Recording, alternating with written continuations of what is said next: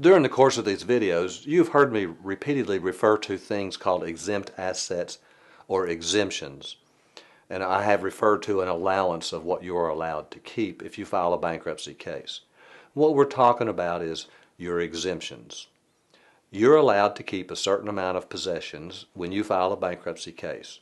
Broadly, these are divided into two categories.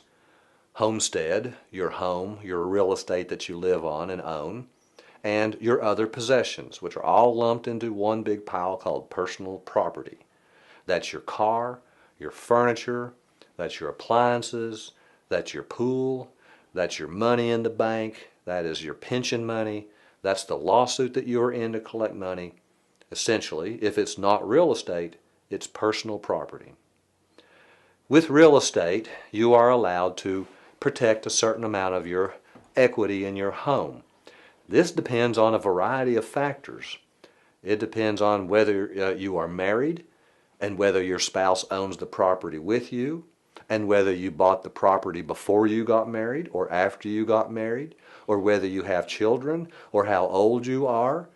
There are many factors that are involved in determining how much of your house you get to protect. There's not one set amount. Of your other possessions, you are also allowed to hold a certain amount of your possessions.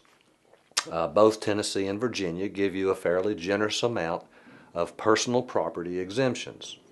That means, as a rule, you're going to be able to protect your household possessions, your furniture, your appliances, the things in your home.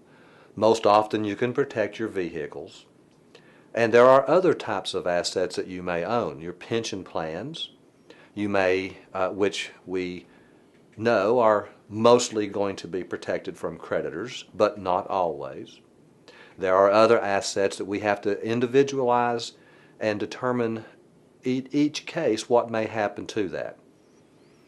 For instance, if you are involved in a lawsuit, that is a significant asset. That may be worth a lot of money, and the fact that you were in a lawsuit is something we have to consider when we think about filing a case for you. Some people forget about the fact that they are in class action lawsuits.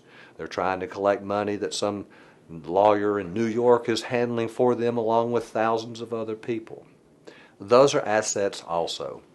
In your case, we would have to go through every asset you own and apply the proper category of exemption to it to make sure that you can protect as much as possible.